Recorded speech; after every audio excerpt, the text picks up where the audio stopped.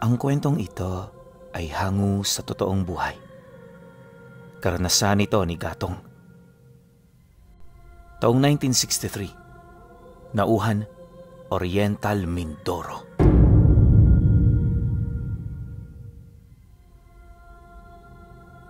Matagal nang mangingisda sa lugar ng Nauhan itong si Gatong. Kinatandaan niya ang trabahong yun at nung magkaroon na siya ng sarili niyang pamilya, yung trabahong yun din ang bumuhay sa kanila. Di man kalakihan ng bangka, araw-araw siyang nakakapag-uwi ng pera at ulam para sa kanyang mag-anak. Ayon sa kanya, marami siyang obligasyon sa kanyang pamilya, kaya kahit ultimong pagkakasakit, hindi kayang humarang sa kanyang pagnanais na kumilos. Ang ganoong pagnanais ni Gatong ang nag-udyok sa kanya upang pasukin ng iba't ibang trabaho. Napakasipag niyang ama para sa kanyang anak, kaya abot langit ang pasasalamat ng mga ito sa kanyang mga ginagawang diskarte sa buhay. Ngunit ang malakas at masipag na si Gatong, bigla na lamang dinapuan ng matinding sakit. At nangyari ito sa kasagsagan ng kanyang pamamalaot noong may paparating na bagyo. Nagmamadali siya noong mga oras na yon, kaya matapos niyang pumana ng isda sa ilalim ng dagat, dali-dali siyang umahon. Pagbalik niya ng bangka, mabilis niya itong pinatakbo patungo sa pangpang. Sa kasagsagan ng kanyang paglalakbay, may mga nakita siyang itim na ibon na paikot-ikot sa laot. Nag-aaway-away ang mga ito hanggang sa may isang ibon na tumama sa katawan ng bangka niya. Agad na nawala ng malay ang ibon, kaya pagkalutang nito, kinuha niya. Ang kaso lang, pagsilay niya sa ibon ng malapitan, napansin niyang punong-puno ito ng sugat. May pulang bato rin siyang nakuha sa may bandang puwak nito, kung saan paglapat nito sa kanyang palad, bigla itong naglaho. Yung ibon naman, biglang naagnas sa kanyang kamay, hanggang sa tuluyan na itong maging kalansay. Dala ng pagkagulat, naitapon niya ang kalansay, sabay tahak ng daan pabalik sa kanila. Akala niya, namamalikmata lang siya, pero pagka-uwi niya, napansin niyang parang tumamlay ang kanyang katawan. Nawalan na rin ito ng lakas hanggang sa hindi niya na ito makontrol. Dahil sa pangyayari, napahandusay siya sa labas, bit-bit ang mga isdang nakuha niya. Maya-maya pa, nakita siya ng panganay niyang anak na lalaki, kung kaya't hindi na nito napigilang magsisisigaw habang mabilis na lumalapit sa kanya. Tay! Tay! Anong nangyari sa inyo? Nag-aalalang wika ng kanyang anak. Nang marinig naman ito ng iba pa, agad itong nagsilabasan para tingnan ang kanyang kalagayan. Lumipas ang araw na yon, hindi na nakabalik pa sa kanyang mga paa itong si Gatong. Kung ano-ano na rin ang ipinainom ng mga tumingin sa kanya, pero walang kahit isa sa mga ito ang nakatulong. Dumaan pa ang mga araw at buwan, naging baldado na ang kanyang buong katawan. Labis nitong naapektuhan ang kanyang pamilya, kaya sa tuwing sumasapit ang umaga at nagigising siya, ipinagdarasal niya na sana panaginip lang ang lahat ng iyon. Paulit-ulit na rin niyang sinisisi ang Panginoon kung bakit pinahintulutan nitong mangyari sa kanya ang ganoong bagay. Diyos ko, mas marami naman hong mga taong mas masama kaysa sa akin. Bakit ako pa hong pinarusahan ninyo? Ano hong nagawa kong pagkakasala? Naniniwala naman ho ko sa inyo. Ginagalang ko ang lahat ng utos ninyo at hindi ko niyuyurakan kailanman ang inyong pangalan. Humihingi ho ko ng kasagutan.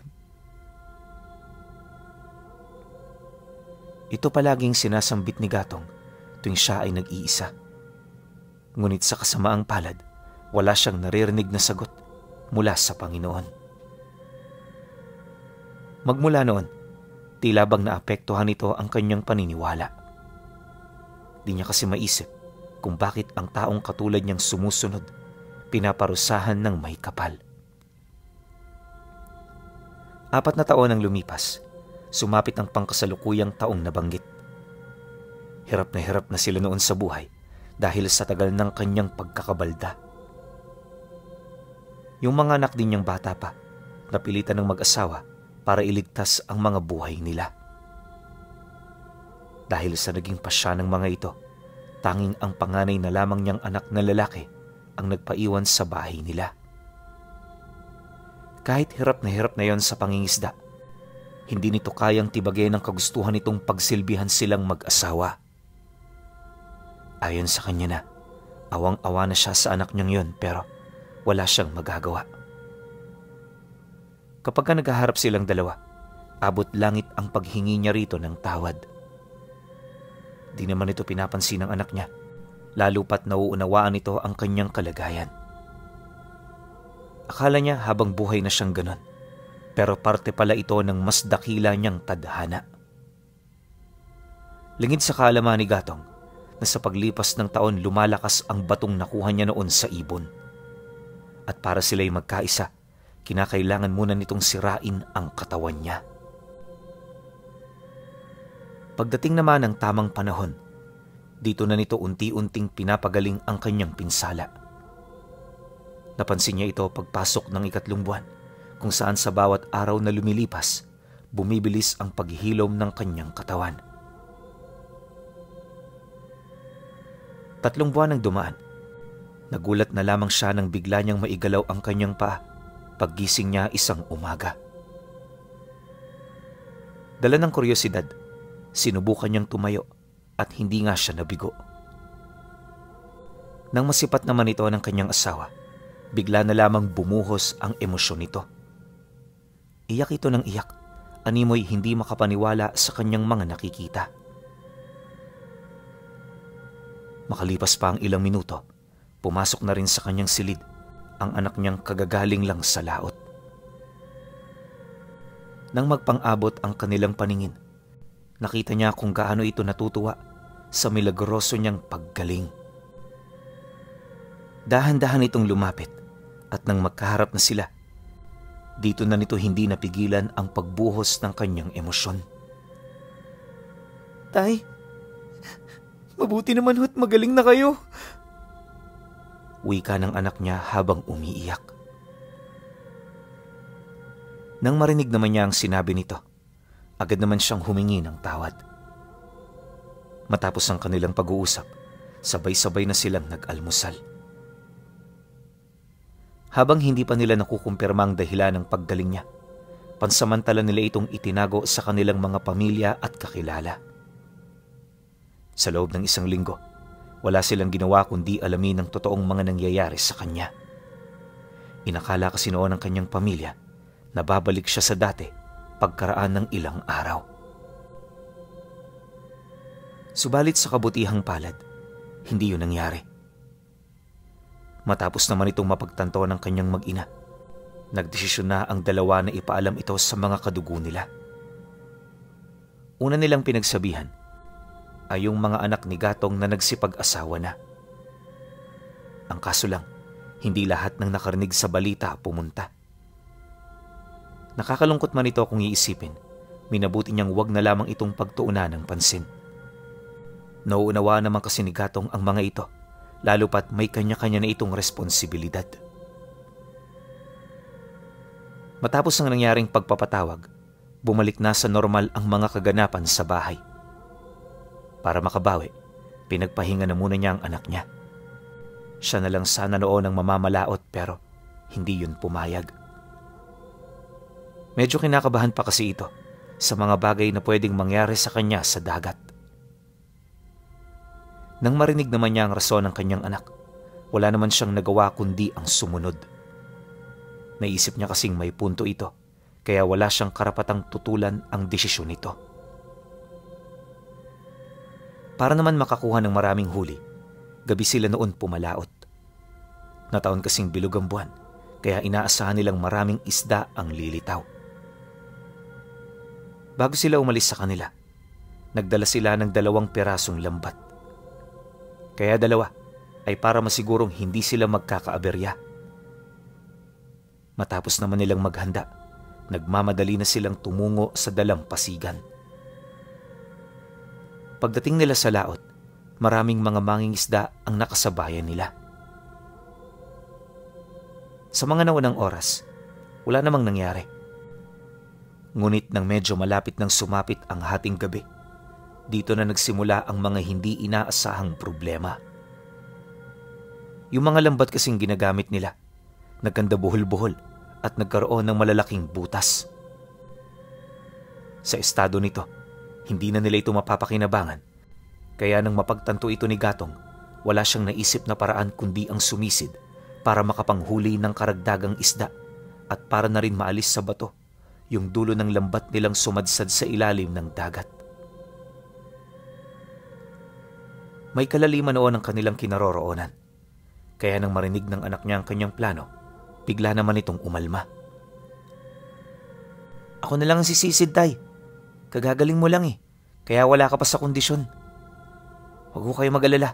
Kapag hindi ko kaya, aahon ako kaagad."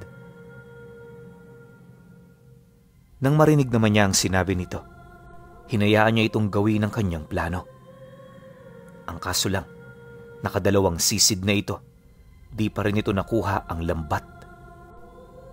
Dahil sa pangyayari, nagdesisyon na siyang lumusong. Nagsisimula na kasing umalon, kaya kinakailangan na nilang magmadali. Maya-maya pa, pagsampa ng anak niya, agad naman siyang sumisid. Napakalamig at napakadilim sa ilalim pero hindi niya ito gaanong ininda. Basta ang ginawa niya, nagpatuloy lang siya hanggang sa marating na niya ang pinakailalim nitong parte.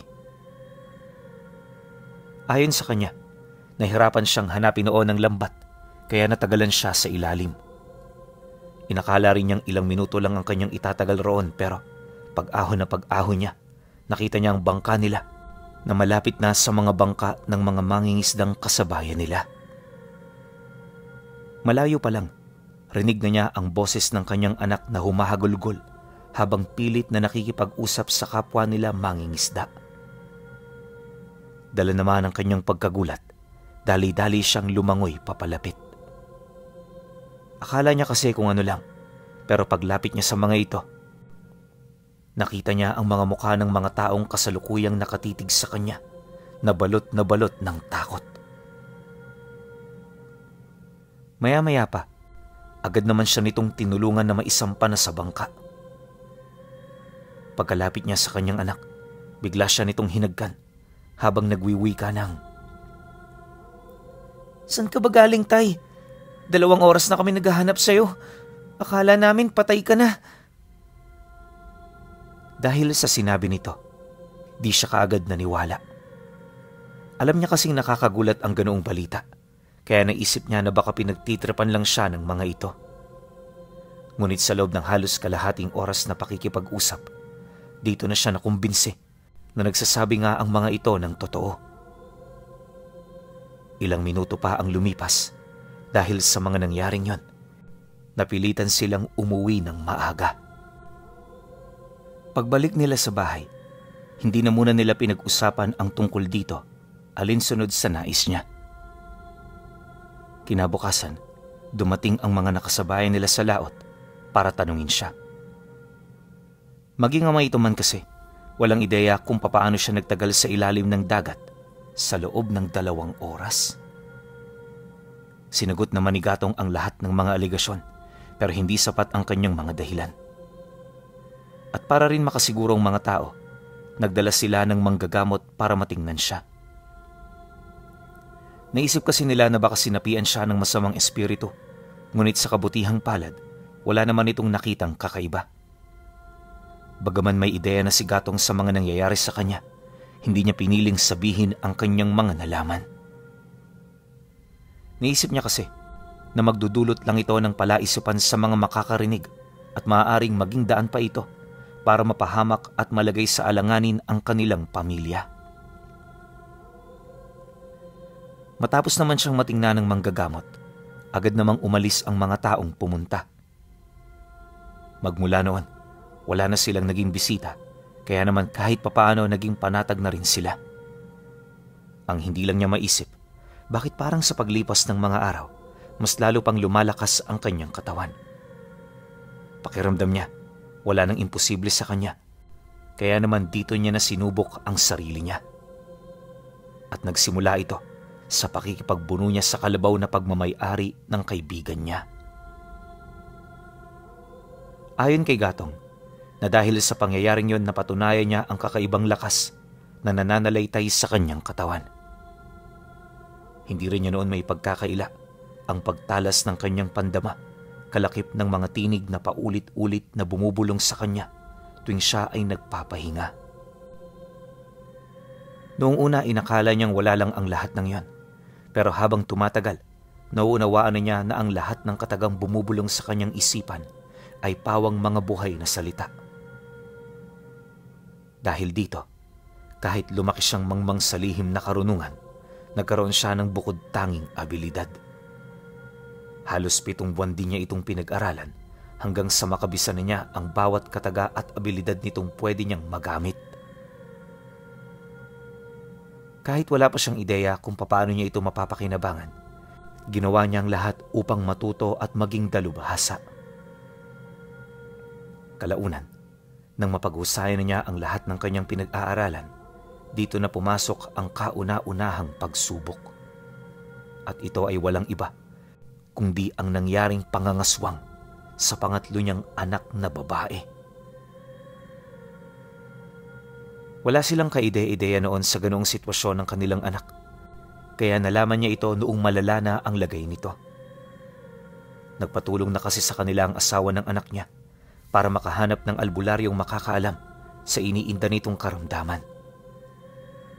Dagdag pa ng asawa ng kanyang anak, marami na silang nilapitan, ngunit lahat ng gamot na kanilang ibinigay, walang mga bisa. Napapagaling nito ng isang araw ang asawa niya, pero pagtungtong ng gabi ng ikalawang araw, muli na naman itong babalik na animoy walang nangyari. Nang marinig naman niya ang sinabi nito, imbis na maghanap ng albularyo, inabisuhan niya ang asawa nito na dalhin siya patungo sa kanilang tahanan. Ayon sa kanya, kailangan niya munang makita ang anak niya bago sila gumawa ng pasya. Bilang ama, wala namang nagawa ang asawa nito kundi ang sumunod. Pagdating nila sa bahay, nadatnan nila ang anak niya na kasalukuyang nakaratay sa higaan. Putlang-putla na ang balat nito, tapos yung tiyan nito lumaki ng husto. Yun bang hindi ordinaryong laki para sa babaeng nagdadalang tao ng 6 na buwang sanggol? Matapos naman niyang masipat ang kalagayan ng kanyang anak, agad namang umikot ang kanyang paningin sa loob ng bahay dahil sa pakiramdam na parang may nagmamasid sa kanila.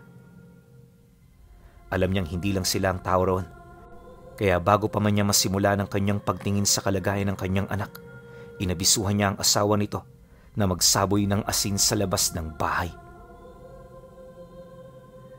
Nang marinig naman ito ang kanyang sinabi, dali-dali naman itong sumunod.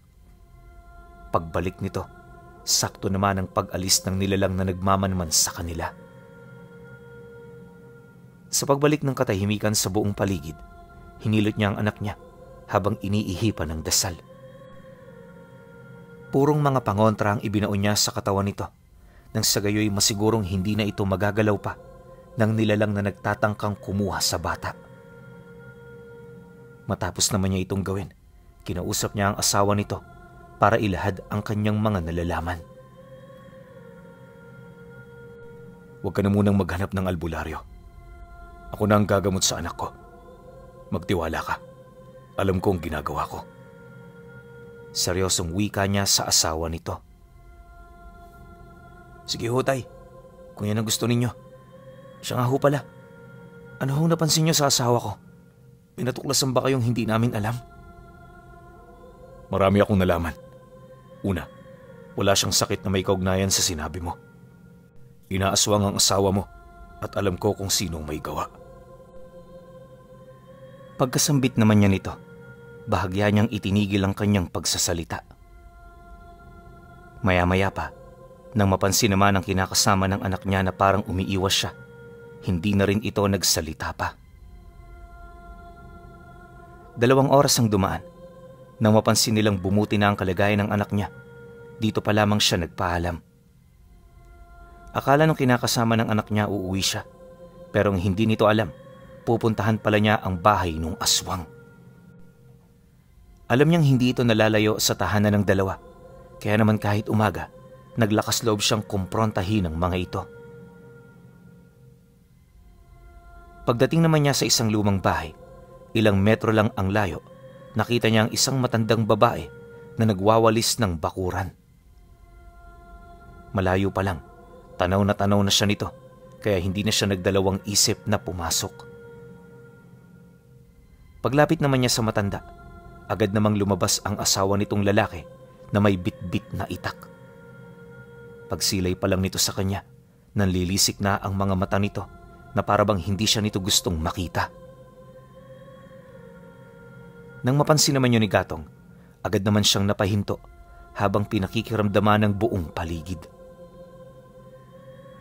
Alam niyang may mga taong nagmamasid sa kanila, kaya hindi siya basta-bastang kumilos. Sa halip ang ginawa niya, tinanong niya ito ng mahinahon. Ang kaso lang napakainit ng lalaki, sa puntong lahat ng kanyang sinasabi, sinasagot nito ng pabalang. Pangisi-ngisi rin ito, na animoy nakakainsulto.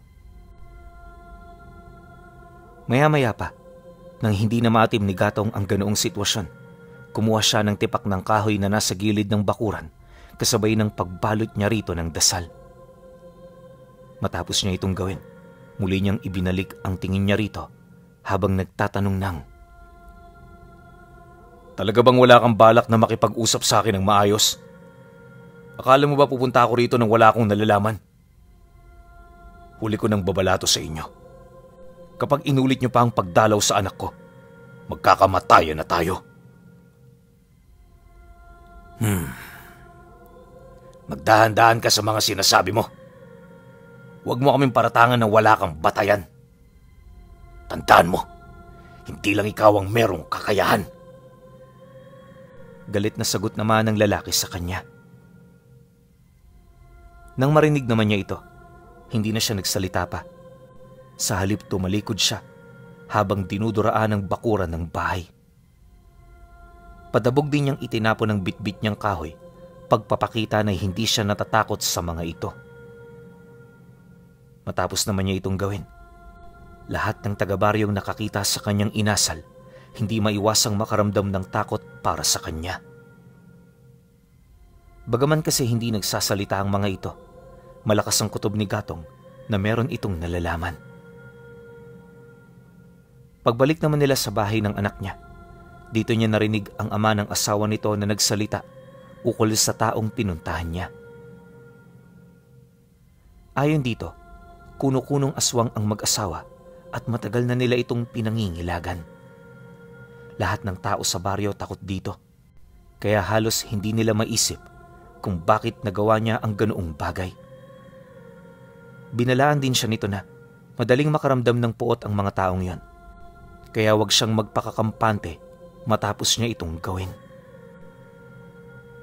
Nang marinig naman ni Gatong ang sinabi nito, tumango lang naman siya kasabay ng pagpapaalam niya rito.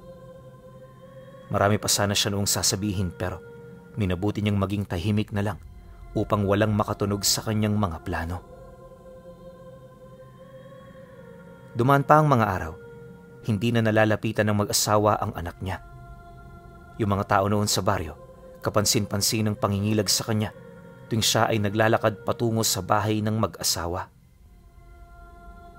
Hindi niya mawari kung ano ang nangyayari, pero malakas ang kanyang kutob na pinangingilagan siya ng mga ito. Dahil sa ganoong sitwasyon, naging alerto siya. Araw-araw tuwing bumababa siya para tulungan ng anak niya, palagi niyang nararamdamang may nagmamasid sa kanya. Alam din niyang kadugo ito ng mag-asawa, kaya naman hanggat hindi pa siya nito nauunahan, kumilos na siya. Isang hapon, pag-alis niya sa bahay ng anak niya, diretso niyang binisita ang mga ito. Ngunit sa pagkakataong yon, hindi siya roon tutungo para makipag-usap, bagkus ay para turuan ito ng leksyon. Bitbit ang malaking tipak ng kahoy ng nyog matapang siyang sumugod sa bahay ng dalawa. Pagdating niya sa pintuan ng bakuran, agad niya itong binuksan ng hindi nagpapaalam. Akala niya magagawa niya ito nang hindi siya nakikita ng kahit na sino, pero pagpasok niya, may narinig siyang pagtawag mula sa mga taong napadaan sa kalsada. Uy, anong gagawin mo dyan?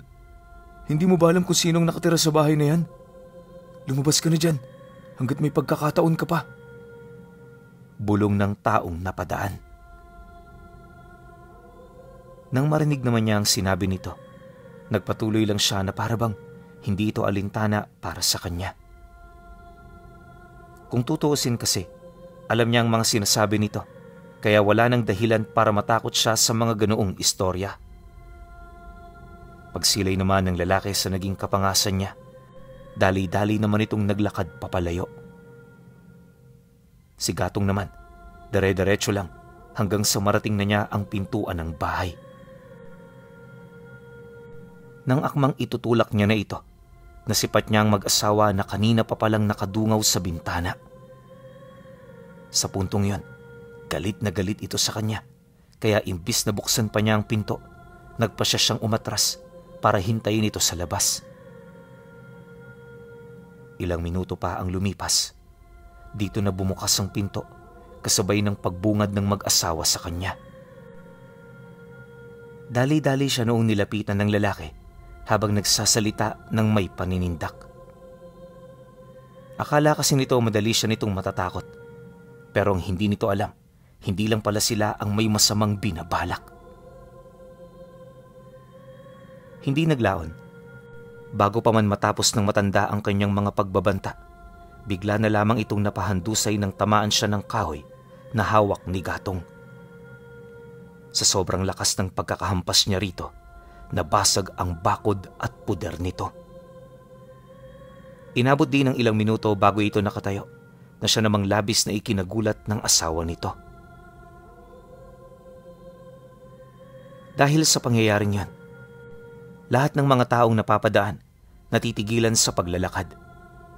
Isa-isa na rin itong nagsikumpulan sa labas para makiusyoso. Pero sa kabila ng ginawa ng mga ito, hindi nagpasindak si Gatong. Alam niya kasing tama ang kanyang ginagawa at naniniwala siyang walang kahit ni isa sa mga taong yon ang may kakayahang suwayin silang tatlo. Sa pagpapatuloy ng ganoong pangyayari, para nang baliw na nagsisisigaw ang asawa ng lalaking hinampas niya. Maya-maya pa, nang magkaroon na ito ng malay, tumayo ito at pumasok sa loob ng bahay. Wala na rin itong sinabi, subalit alam niyang may binabalak na masama ang mag-asawa. Matapos makapagsara ng bahay ang dalawa, dumating na ang mga anak niya.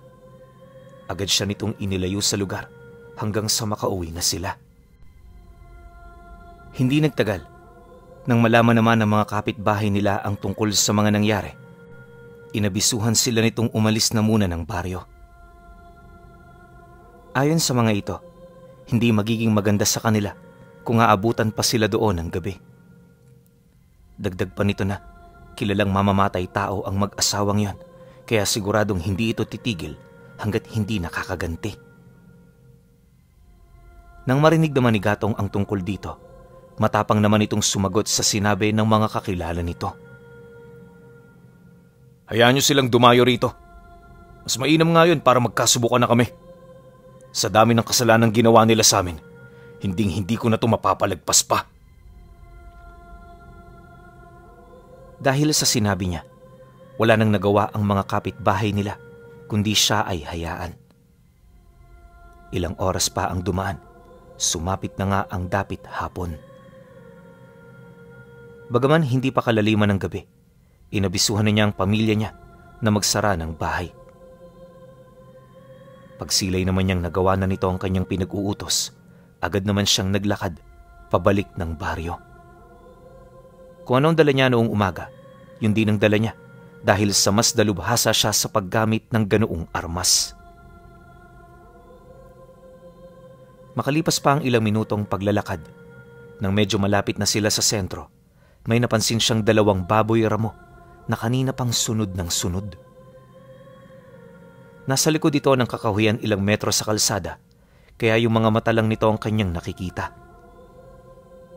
Gayunpaman, alam niyang hindi normal ang mga ito dahil ang mga ganoong galang hayop agad na tumatakbo sa oras na nakakakita ng tao. Hindi nagtagal. Pagdating niya sa kalsada na wala gaanong kabahay-bahay, bigla siyang sinunggaba ng dalawa. Napakabilis ng pagkilos nito, kaya kahit nakailag siya, nasakmal pa rin ito ang parte ng binti niya. Baon na baon ang pangil ng nilalang, kaya pag alis nito ng pangil, agad siyang nakaramdam ng pamamanhid at panghihina. Hindi na rin niya maigalaw ang kanyang paa, kaya pilit siya nung umatras ng paika-ika. Sa puntong yon, inakala ni Gatong na nasa mapanganib na siyang sitwasyon, kaya hanggat maaari dumistansya siya. Ngunit ilang segundo lang noon ang lumipas, nagsimulang magsuka yung baboy ramong sumakmal sa kanya. Putik ang sinusuka nito hanggang sa tuluyan ng nanigas ang buo nitong katawan. Sa isang kisap mata, naging isang estatwa ito na gawa sa purong luwad. Labis niya itong ikinagulat at kahit yung kinakasama nitong aswang, hindi makapaniwala sa kanyang mga nasilayan. Pagbaling naman ang tingin nito sa kanya, napansin nito ang nagliliwanag na pulang bagay sa may parte ng kanyang dibdib.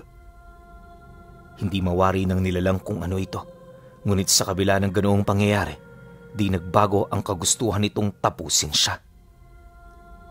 Walang sabi-sabi, buong puwersa naman yung sumugod hanggang sa masakmal na naman siya nito sa may bandang leeg. Halos mamatay na noon si Gatong dahil sa tindi ng pinsalang kanyang natanggap. Mabuti na lang talaga, biglang tumigil ang pagdurugo ng sugat niya kaya siya nakaligtas. Pagsilay naman niya rito, napansin niyang napuno na ito ng luwad. Wala siyang kaide-ideya kung papaano ito nangyari, ngunit malakas ang kanyang kutob na may kaugnayan ito sa pulang bato na nakuha niya sa ibon. Maya-maya pa, kagaya ng nangyari sa naunang aswang, nagsuka rin ng luwad ang sumakmal sa kanya, hanggang sa tuluyan na itong naging estatwa. Yung naiwang rebulto naman ng mga nilalang, dinala niya ito sa kanyang bahay para gawing palamuti. Ayon sa kanya na, magmula noon sinikap niyang alamin ang iba pang abilidad ng bato. Katagalan dito niya napag-alaman na yung mga naging luwad na nilalang, pwede niya pala itong pabalikin sa mundo ng mga buhay para mautusan. Dahil sa ganoong abilidad, na kaya niyang pumatay ng mga aswang gamit ang kanyang mga alipin. Ngunit sa kabila ng ganoong kakayahang pinuno, nanatili itong inosente ukol sa mahiwagang bato na ipinagkaloob ng misteryosong ibon.